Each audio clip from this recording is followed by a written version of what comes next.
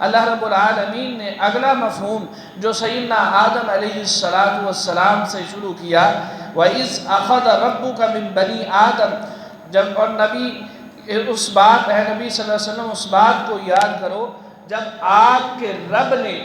بنی آدم کو من ظہورہم وذریتہم کہ ان کی اولاد کو ان کی پشتوں سے نکالا، وَأَشْهَدَهُمْ عَلَىٰ أَنفُسِهِمْ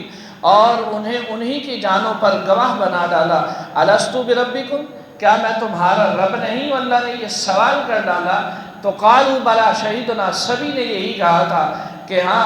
تو ہمارا رب ہے اور ہم اس بات کی گواہی دیتے ہیں ان تقولوا یوم القیامہ۔ اور رب العالمین نے یہ کہا کیوں تھا، مالک کائنات نے یہ وعدہ کیوں لیا تھا؟ صرف اس بنا پر رب العالمین نے وعدہ لیا کہ کل قیامت کا دن ہو، اس وقت یہ تم نہ کہہ سکو کہ ہم سے تو کوئی وعدہ نہیں لیا گیا، ہمیں تو کسی بات کا مکلف نہیں ٹھہرایا گیا۔ اللہ رب العالمین فرماتے ہیں کہ اس لیے اللہ کے کائنات نے سیدنا آدم علیہ السلام کی صلب سے عالم ارواح کے اندر سب کو اکٹھا کیا۔ میدان عرفات کے اندر نعمان نامی جگہ ہے، اس جگہ میں اللہ رب العالمین نے سیدنا آدم علیہ السلام کی صلب سے جتنے بھی قیامت تک پیدا ہونے والے ہیں سب سے یہ وعدہ لیا۔ اور پھر رسول اللہ صلی اللہ علیہ وآلہ وسلم ارشاد فرماتے ہیں کہ جب اسلاف آدم سے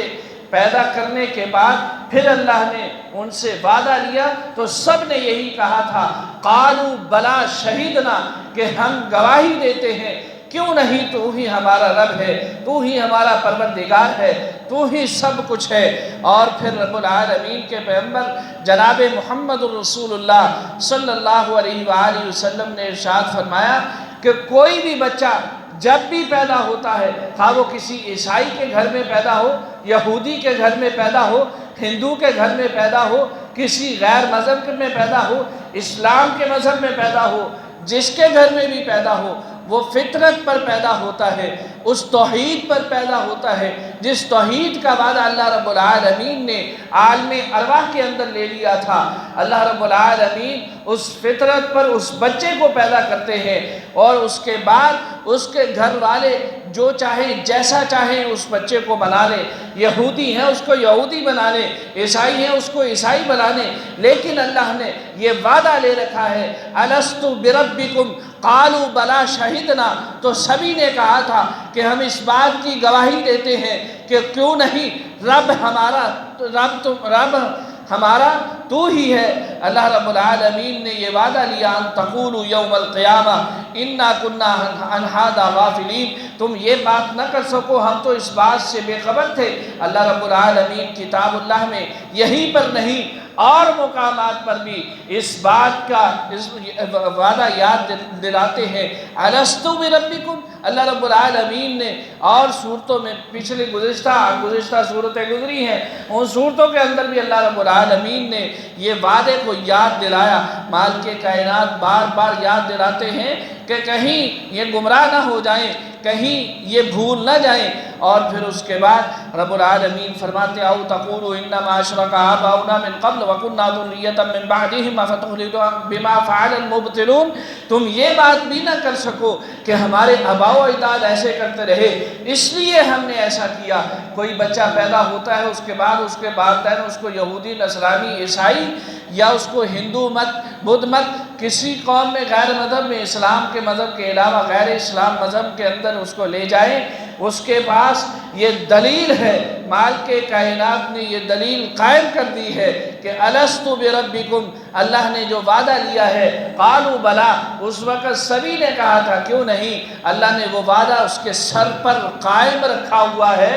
اور وہ یہ نہیں کہہ سکے گا کل قیامت کے دن ہمارے آباء و اجداد شرک کرتے رہے، ہمارے آباء و اجداد ایسا کرتے رہے۔ اس کو خود چاہیے کہ وہ تحقیق کرے کہ اللہ رب العالمین کی توحید کو جانے، اس کو جانچے، اس کو پہچانے اور اللہ رب العالمین کی طرف آئے۔ قالوا او تقولوا انما اشرک آباؤنا من قبل وکنا ذریۃ من بعدہم افتہلکنا بما فعل المبطلون، اس کی وجہ سے ہلاک کرتا ہے کہ تو ہمیں جو گمراہ لوگوں نے کیا تھا یہ وہ لوگ یہ نہ بات نہ کر سکیں کہ ہمارے آباء و اجداد تو گمراہ تھے، وہ شرک کرتے تھے، ہم ان کی اولاد تھے، ان کے بعد تھے، ہم تو ان کے افعال کو دیکھ کر ویسے اعمال کرتے رہے۔ اللہ رب العالمین بیان کرتے ہیں وَكَذَلِكَ نُفَصِّلُ الْآيَاتِ وَلَعَلَّهُمْ يَرْجِعُونَ۔ مالک کائنات نے ارشاد فرمایا کہ ہم نے تو آیات کو کھول کھول کر واضح کر کے تمہارے سامنے رکھ دیا ہے،